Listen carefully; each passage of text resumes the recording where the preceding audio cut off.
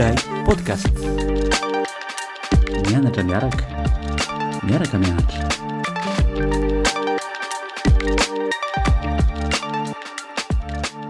Dia faly miarabantsika indray tonga soa eto amin'ny Ilay podcast dia miarabanao ihany koa Marina. Miarabanao sambatra dia faly miaraba sy mandray ny mpanaraka rehetra indray.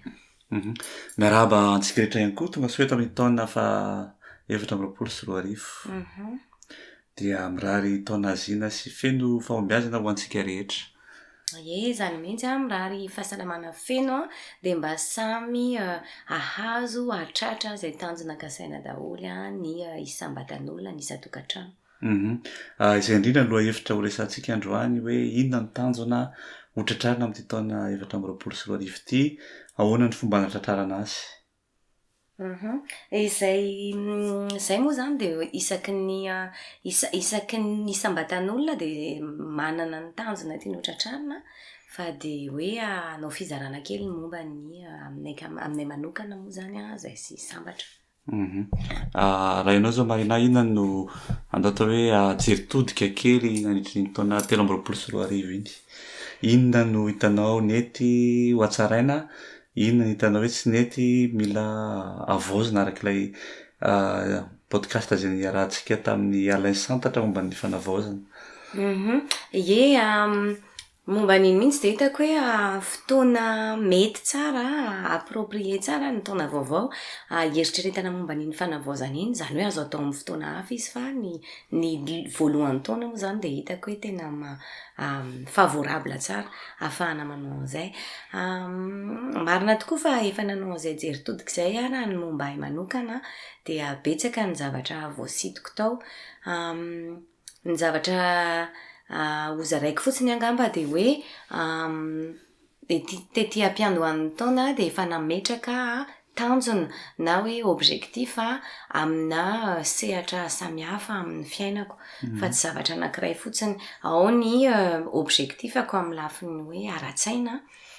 ny ao anatin'izany ara-tsaina izany dia be dia be mihitsy. Mety ohatra hoe ny fitaizako ny tenako ara-tsaina, mety ohatra hoe ny fitondrana ny ankizy, ny tiako hitondrana ny relationako, na ny amin'ny resaka fitiavana io, na ny amin'ny resaka famille, na ny amin'ny resaka finamanana. Ao ny tanjona napetrako amin'ny ara-panahy izay mahakasika manokana hoe inona ny zavatra tiako hiavaozana, tiako hirosoana amin'ny ara-panahy. Ao ny ara-batana ihany koa, satria ny vatana koa dia tena zava-dehibe, satria io no ananantsika, ny vatantsika no ahafahantsika manado-tosa sy manao ny action rehetrarehetra ihany koa, fa tsy vitany hoe saina sy fanahy fotsiny no tena manan-danja, fa ny vatantsika ihany koa dia manampy antsika amin'ny zavatra maro samihafa. Dia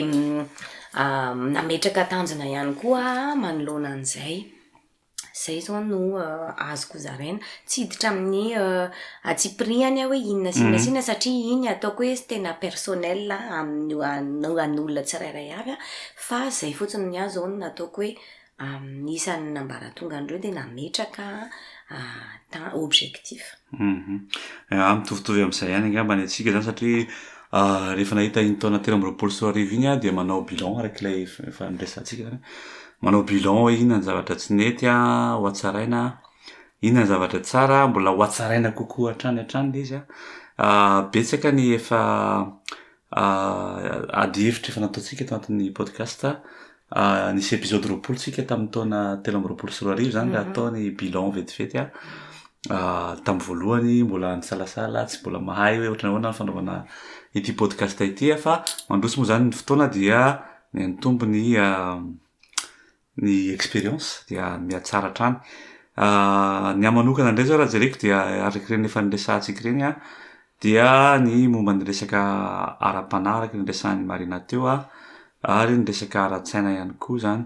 Eto dia mahatsiaro ilay fiteny latina izay miteny hoe anima sana incorpore sano, na hoe esprit sain dans un corps sain. Izany hoe zay zany zao no ataoko tanjona amin'ity taona 2024 ity. Izany hoe ezaka aho mba anana tsy haiko moa zany ilazana ny esprit fanahy salama ao anaty vatana salama. Ahoana ny fomba anaovako an'izany ny tanjoko zany zao de ohatra hoe ao anatin'izay ny fianarana hatrany ary anomboka zany mbola ho ampiko kokoa ny boky izay novakiko zany de mbola ho ataoko ho bebe kokoa ny boky hovakiko amin'ity taona 2024 ity. Ny resaka ara-panahy ihany koa dia mikasika indrindra ny finoana izay efa niresantsika moa tamin'ny podcast ihany koa de hoe ampitombo ny finoana zany hoe hiezaka mihitsy zany anatanteraka ny zavatra resahana rehetra teto amin'ny podcast mba tsy ho vava fotsiny le zany fa de ho tanterahana mihitsy le izy zany. De eo ihany koa moa zany amin'le resaka hoe ara-batana indray zany tsy mbola niresaka an'ity moa tsika tato podcast mety misy fotoantsika mbola resaka momba ny resaka ara-batana indray fa ny anatin'ny ara-batana moa zany de araky nefa niresahana hatrany hoe ny vatana no mitondra ny tena zany hoe io no tranontsika voalohany indrindra dia tsara raha karakaraintsika ny trano misy antsika misy ilay fanahy misy ilay esprit hoe atao zay mahasalama azy koa atao zay mba ho tsara honendana ihany koa ny vatana mba ahafahantsika zany miaina tsara ihany koa zay fanavaozana izay zany hoe amin'ny vatana indray zay de resiko ohatra ny fanaovana fanatanjahantena efa natomboka ihany moa izy ity tamin'ny taona 2024 zany ny manao 10 000 pas isan'andro 10 000 pas zany hoe ray alina eo amin'ny 7 kilometatra eo isan'andro miezaka manao ditongotra zany zay ny aloha no ohatra zany. Ie marina mihitsy zany ka rehefa manana an'izay tanjona napetraka izay de ny tena tsara indrindra moa zany raha azo atao de manana fitaovana na hoe outil na support ahafahana mametrana mesurer izay efa vitanao sy tsy vitanao. De zay zavatra zay zany anisan'ny tanjona napetrako reo kirakirana an'izany mihitsy amin'izao hoe manana outil zany mety hoe taratasy misy colonne io de mba ahafahako mahita hoe vitako ve le tanjoko tamin'ny herinandro voalohany volana janoary tamin'ny herinandro faharoa volana janoary de ohatr'izay hatrany de betsaka moa zany ny outil azo ampiasaina mety efa misy tena efa misy azo raisina fotsiny fa misy koa ny afaka hoe enao manokana mihitsy ny manamboatra anazy mamorona azy ahafahanao manana an'izay hoe suivi am'le tanjona tianao napetraka izay. Anisan'ny zava-dehibe mihitsy ny mandray noty amin'ny ino moa ty anarany amin'ny ankabetsahany ireo mpandalina sy ny momba ny resaka développement personnel na tsy développement personnel ihany fa ny fiainana andavanandro ireo président américaine maromaro dia maro no mandray noty mba ahafahana zany manao izay jery totoka izay mihitsy rehefa aveo hoe ohatrany ahoana ny zavatra natao de ohatrany ahoana ny zava-bita de inona ny tokony hanatsarana azy de mampirisika antsika rehetra mihitsy handray noty amin'izao fotoan'izao moa dia ndao atao hoe fa mandroso be ny teknôlôjia afaka mampiasa antsika ny smartphone ananantsika andraisantsika noty anaovantsika ihany koa ino ty anarany diary manao diary isan'andro manoratra isan'andro hoe inavy nataoko androany inavy ny zava-bita inona ny tokony ataoko tsy haiko manao karazany to-do list ihany koa anisan'ny fitaovana ihany koa entina manao izany zavatra rehetra. Ie marina mihitsy zany de rehefa mipetraka izany zavatra rehetrarehetra izany de ny zavatra tonga atao tsy-haiko eto hoe amboalohany ohatr'izao moa zany sika rehetra sika olombelona mihitsy ny tiako tenenina dia manana motivation be mihitsy hoe tena ho atao de rehefa mandehandeha kely eo ny andro sy mierina ny andro ny volana de lasa mieny zay motivation zay mahita koa hoe tsara raha mametraka de ny voalohany mihitsy ny hoe rehefa midiny zay motivation ako zay inona ny zavatra tsara ataoko ohatra anankiray zao tonga ato an-tsaiko ohatra hoe miresaka amin'olona ianao ohatra tsy haiko vadinao sa rahavavinao sa namanao de hoe miaraka tsika ohatra hoe andeha ho any amin'ny salle de sport ohatra de amin'ny voaloha mety mazoto mandeha irery fa rehefa hitanao hoe manomboka tsy de mandeha irery de mba miangataka anao mba hanosika anana mba hiaraka amiko mba hisotonirana nampy ana indray de mba manampy zany ino hoe mamerina sy maintenir an'le fornao satria le amboalohany mazoto be foana fa le baisse na motivation après zany mila de ny voaloha koa de eritreretina hoe inona no azo atao rehefa tonga zay inona no mba afaka manampy ana mba hipasseko an'izay baisse de motivation zay de moa efa nresantsika foana le hoe manomboka kely zay zany anisan'ny astuce kely ihany koa amin'ny zay hoe baisse de motivation zay rehefa tratran'izay hoe raha ohatra ianao zany ka manomboka amin'ny voalohany ka hitanao hoe mandeha anao ohatra tsy haiko za zao raha nanomboka tamin'ny voalohany de to de ohatra nieritretra hoe anao mafy be zany de hoe ale andeha tongotra de vita tokoa le 10 000 pas fa avy eo anao reraka be de avy eo anao zany atsapa hoe manino moa raha tomboko kely aloha ty ataoko ohatra hoe tsy haiko 5 000 pas eo amin'ny 4 kilomètres eo 4 kilomètres zany eo amin'ny 40 minutes eo zany de atomboka ohatr'izay zany izy hoe mila atomboka kely izy justement mba tsy afahanao anana an'izay baisse de motivation zay be loatra satria ny fahavoazana kely ataontsika mantsy matetika de manomboka lehibe foana ohatra hoe te hazakazaka de to de mihazakazaka mafy be 10 kilometatra ohatra zany de sepotra ianao ny fanao sepotra sy reraka be de lasa tsy mazototsony ianao de zay zany hoe tsaratsara kokoa aloha ary manao karazana hoe discipline kely zany efa nresantsika koa moa ty tamin'ny podcast nresana tamin'ny zavotsory hoe manao plan ianao zany de manao an'le plan ianao de anatin'le plan ianao ohatra tsy haiko ohatra hoe manomboka hoe androany de anomboka ohatra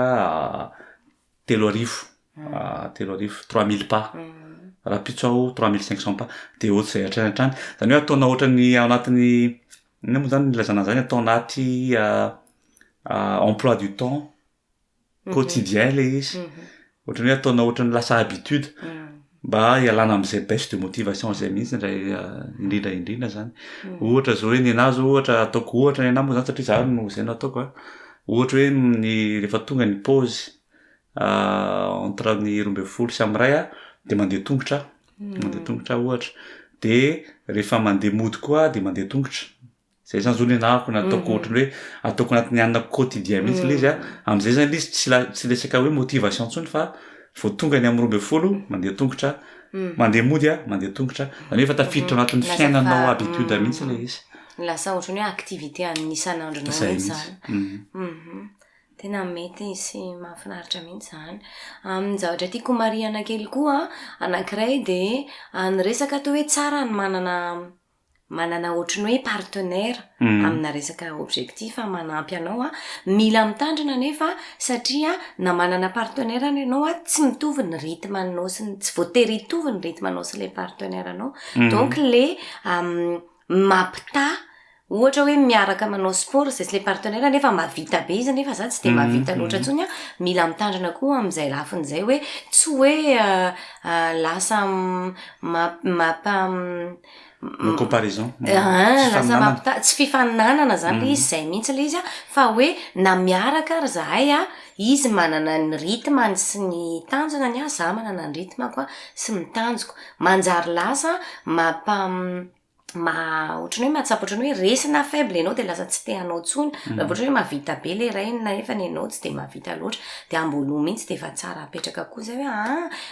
ny analo ny tanjoko ohatra hoe tsy haiko 1 kilometatra ohatra hoe 1 kilometatra isaky ny 2 andro de izy ohatra hoe izy mavita 5 kilometatra isan'andro de nidika an'izay zany afaka ohatra hoe rehefa mandeha irery izy de mandeha fa rehefa miaraka indray zahay de za efa fantatra hoe 1 kilometatra ny anahy tanjoko ka na mavita 5 na 10 izy de tsy tokony ho jereko zay fa tratrako ve ny anahy le tanjona napetrako androany de zay zavatra zay koa zany anisany hoe manampy amin'ny fibeazana ny tena fanatratrarana ny objectif zay apetraka ny tena resaka vatana moa iny fa tena hoe azo aplikena mihitsy amin'ny lafim-piainana rehetrarehetra mihitsy zay ohatra hoe mamaky boky ohatra dia tsy haiko ohatra hoe pejy 10 ihany no vakinao androany amin'ny ora ohatra hoe tsy haiko vao maraina vao mamaky pejy 10 ianao atomboka kely zany le izy ataonao ohatra hoe isa maraina zany ianao dia mametraka izay discipline zay mihitsy hoe isa maraina vao mifoha dia amaky boky 10 pejy isan'andro ohatra dia izy io zany izy lasa ohatra ny tena hoe lasa habitude anao mihitsy lasa miditra ao anatin'ny fiainanao andavanandro mihitsy le izy dia moramora kokoa no mampiatra azy rehefa avy eo marina zany eo amin'ny resaka hoe fotoana zao no tena hitako hoe sakana matetika hoe tsy afaka manao an'ity satria tsisy fotoana tsy afaka manao an'ity satria tsisy fotoana marina fa be da be mihitsy ny adidy sy andraikitra sahany tsirairay amin'ny andavanandrom-piainana dia lasa misitona antsika sy maka ny fotoana antsika rehetra reny dia lasa tsy mametraka tsy mahavita mametraka fotoana tsontsika zany mba hiasana amin'le tanjona kely ohatra izay hoe fitaizana ny tena ny saina sy ny fanahy sy ny sisa manana ny tena ianao zao teo sambatra hoe mety solution azo aroso zao ohatra hoe rehefa mifoha maraina ianao dia maka an'izay fotoana kely zay ohatra hoe alohan'ny foazan'olona rehetrarehetra dia mba mifoha kely ianao ohatra hoe tsy haiko firy minitra ianao no mamaky pejy 10 dia mba fantatrao hoe mitaky ohatra hoe 10 minitra amiko zay dia mba mametraka zany ianao hoe mifoha 10 minitra alohan'izay afahako manao an'izay zavatra zay iny moa arakaraky ny olona miresakitsika hoe maraina fa indraindray ny olona maraina tena sahirana fa ny ariva alohany atory izy ohatra vao manam-potoana na ohatrany dia iny zany tena hoe anao tsirairay avy no mahita hoe aizany mety ametrahako sy angalako an'izay fotoana izay nena zao nisy fotoana fantatro hoe tragetako entre ny tranoko sy ny fametrahako ny ankizy sy ny asa zay ihany ny fotoanako nalalaka dia tsy maintsy mitady zany hoe inona ny azoko atao anatin'ireo rehefa tsy mitondra fiara dia ohatra hoe any anaty bus na any anaty tram na ohatra zany dia iny zany manana fotoana dia mamaky na manoratra amin'ny telefona koa na mihaino fampianarana na zay zavatra tiako ihainona mihaino podcast ohatra ilay podcast rehefa mitondra fiara mazava ho azy fa tsy afaka manoratra sy mamaky moa zany dia amin'ireny indray no miasa be mihitsy ny hoe podcast vidéo alefa fotsiny audio dia mihaino ianao sady mandeha zany hoe misy fotoana kely be da be ohatrany zany azontsika exploitena ho amin'izay fa manjary lasa saron'le andraikitra amin'ny andavanandrom-piainana loatra dia lasa tsy afaka tsy manampy atsika zany amin'ny zavatra tena mahasoa tokoa nefa zany hoe ny fitazana fitsinjovana ny fahasalamana ra-tsaina sy ny ara-panahy sy ny sisa tiako anampiana kely an'izay koa hoe raha ohatra ka misy fotoana ianao tsy mahavita mety ho tonga zany fotoana zany tsy olana mihitsy tsy tokony anana ohatrany hoe culpabilité zany anatin'le izy hoe tsy vitako le izy androany ohatra tsy maninona tsy olana mihitsy zany fa ny atao raha mety dia miampitsony ianao zany mamerina indray zany hoe avela ezana zany tsy atao mihoatra ny 2 andro ny ina moa zany filazana zany ny tsy fisiny zay an'le karazana ohatra hoe discipline kely zay zany dia manampy anao zay zany hoe tsy ilaina zany misy culpabiliser hoe rehefa tsy nahavita an'le izy ianao dia mety za aloha tratran'izay misy fotoana dia tenenao amin'ny tena hoe tsy maninona fa raha-pitsondray manarina marina mihitsy zany ka marina zany tsy hoe kory hoe tsy nanao ianao androany dia voaozina na ohatra zany fa fiainana koa zany ny fotoam-bita tsy mahaloha sampona koa izy tsika gasy dia tsy tokony ampisy problema na conscience aminao zany fa araka ny teny sambatra dia raha pitso tena tsy maintsy miezaka manao le izy zany tena hoe enao no manana ny tanjona tianao tratrarana dia zay zavatra mety ho teniny any ivelany na ny fomba fitenenanao amin'ny tenanao manampy anao ihany koa amin'ny fahatratrarana ny tanjona io na tsy dia mila mila ahoana moa zany miteny hoe bienveillant, mila bienveillant koa ianao amin'ny tenanao raha misy zavatra tsy vita na raha misy zavatra tsy tratra. Ohatra hoe tokony niazakazaka 2 kilometatra androany nefa ny 500 metra defa reraka, tsy maninona zany efa niezaka ianao efa nanao ianao de tsy maninona raha pitsondray ianao miezaka manao hatrany ka na miteny ara ny olona niaraka taminao ohatra hoe tena tsy tratranao mihitsy le tanjona de tsy natao hoe voilà tsy hifaninanana na tsy natao hoe anamelohana ny tena le izy fa ny tanjona zay mila hita sy jerena foana de ny hoe anao mihoatra nony izay efa nataoko tany aloha zay fotsiny ny tanjona ka raha niazakazaka 500 metra ianao androany de mieritreritra fotsiny hoe taloha ary tsy nanao an'izay fa efa mba navita androany de miezaka hatrany zany anao manokana mihitsy ilay izy amin'ny lafim-piainana rehetra ihany averiko foana. Resaka motivation koa hoe mila fitena koa ny effort vita. Tsaiko ohatra hoe navaky boky anankiray ianao ohatra androany bon tsy androany fa ohatra hoe navaky boky iray ianao tao anatin'ny 2 volana dia mifetenao kely zany ohatra tsaiko ohatra hoe mandeha ianao mividy aleazina bekisa kely androany riva ohatra na ohatra zay zany mampitomby ihany koa ny motivation anao amin'ny boky manaraka indray tsy voatery boky moa zany fa ny azakazaka ny fianarana ataonao sy ny sisa marina mihitsy zany ka eto zao renim-pianakaviana de mahita ihany koa hoe anisany zavatra napetraka koa zao ohatra ny tiako tenenina hoe akoatran'le resaka hoe boky mianatra fanatanjahantena misy ohatra hafa ihany koa ahafahanao mivoatra sy manampy anao amin'ny fitaizana ny tenanao. Renim-pianakaviana ozy atao ohatra zao hoe reraka sika renim-pianakaviana satria betsaka ny zavatra mitambesatra amintsika de indraindray lasa sorena amin'ny ankizy ohatra de anisan'ny tanjona zany raha ny amiko manokana mba napetraka hoe mba hiezaka hoe ampiena zany izay hoe fahasorenana be zay hiezaka zany igere an'izay ka raha ohatra hoe mitabataba ohatra rehefa tonga satria misy zavatra tsy vitan'ny ankizy de mba miezaka hoe tena mba hiezaka mba tsy hitabataba zany amin'ity de zay zavatra zay zany zay le hoe tsy kelikely isan'andro mihitsy mety mavita an'izay ndray andro mety mavita androandro mety tsy mavita ndray anefa 3 andro fa fantatro fotsiny hoe zay ny fiezahana sy ny tanjona tiako tratrarina de za mahita avy eo hoe tena nisy fiezahana nisy vokany venina ataoko sa tambava fotsiny le zavatra rehetra fa au final rehefa nandeha ny 3 volana tsisy fiovana fa niverina atao ihany. Ny tiako tenenina zany hoe misy zavatra kely be da be sehatra maro mihitsy ahafahantsika mametraka tanjona sy mievoluer. Ary anisany zavatra tena mahatsara indrindra ny discipline dia mampirisika antsika ihany koa ny discipline anao discipline hafa. Zany hoe lasa manao cercle vertueux le izy zany. Zany hoe rehefa mavita sika maino moa tianarana ohatrany hoe mizaka amina zavatra anankiray hoe voatandrotsika mihitsy le izy zany de lasa manampy atsika iny amin'ny sehatra hafa ndray ohatrany hoe ianaranao zany le ohatra tahaka amin'ny resaka fanatanjahantena anao nanao ny discipline afaka ampiarinao ndray ny discipline iny amin'ny resaka asa satria efa nananao zany le izy efa ohatrany hoe acquis efa azonao le izy de afaka findrafindranao amin'ny sehatra rehetra lafim-piainana rehetra. Zay koa ny tena isany zavatra mahatsara hoe aleo zany discipline toy zay hoe motivation. Marina mihitsy zany sambatra. Betsaka moa zany ny zavatra tiana petraka sy tiana tongavana de zay no hoe maniry amin'ny tsirairay mba samy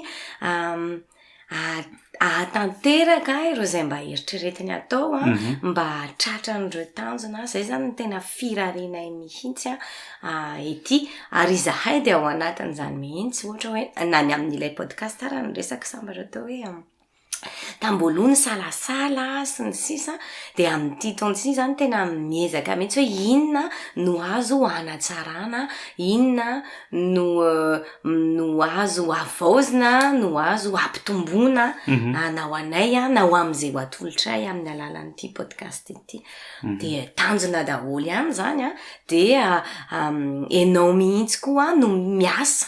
am'le tanjona. Betsaka mantsy ny za moa anisan'izany zany taloha izay no mampatonga amizaran'izay.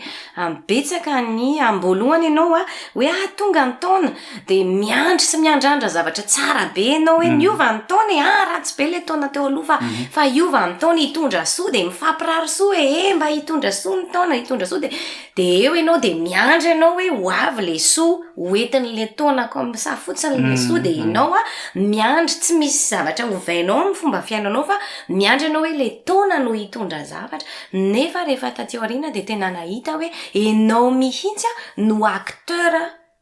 apisy an'le soa hoentin'le taona fa tsy hoe le taona hoe rivotra de mitondra fasika na mitondra de miafafy aty aminao fotsiny le soa fa ianao mihitsy no mila miasa mba hitondra soa io taona io. Amin'io taona io zany ianao mila miasa ianao de zay le asa le resahana moa zany le hoe fametrahana tanjona fiasanao amin'izany amin'ny lafin'ny asa, amin'ny lafin'ny fiarahamonina, amin'ny lafin'ny fifandraisana, amin'ny lafin'ny zavatra maro fa ianao zany mila acteur. Zay no tiako tenenina. De izay no hirariana zany eo amin'ity taona 2024 ty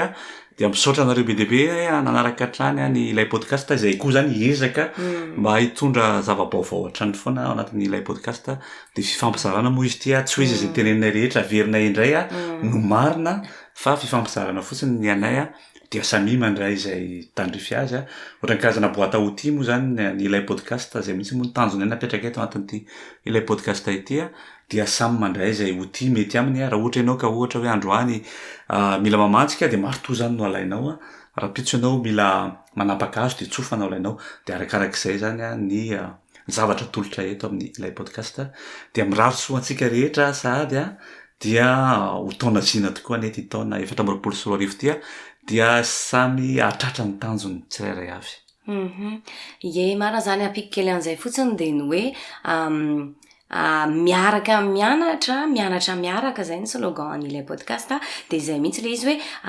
fifampianarana, fifanakalozana izahay de mianatra amin'ny alalan'ireo remarque zay azonay avy amin'ny mpanaraka de zahay koa mizara zay mba hitanay hoe fianarana azonay tamin'ny fiainana so mba mahasoan'ny hafa ihany koa dia mba hitondra fahombiazana ho atsika tsirairay avy ary amin'ny sehatra rehetra amin'ny fiainantsika ity taona 2024 ity. Zay no teny etiko mametraka ny veloma ho anareo indray androany ho anao sambatra de ny mandra-piresaka amin'ny mpanaraka. Dia manao veloma antsika rehetra indray de manao velomanao ihany koa Marina.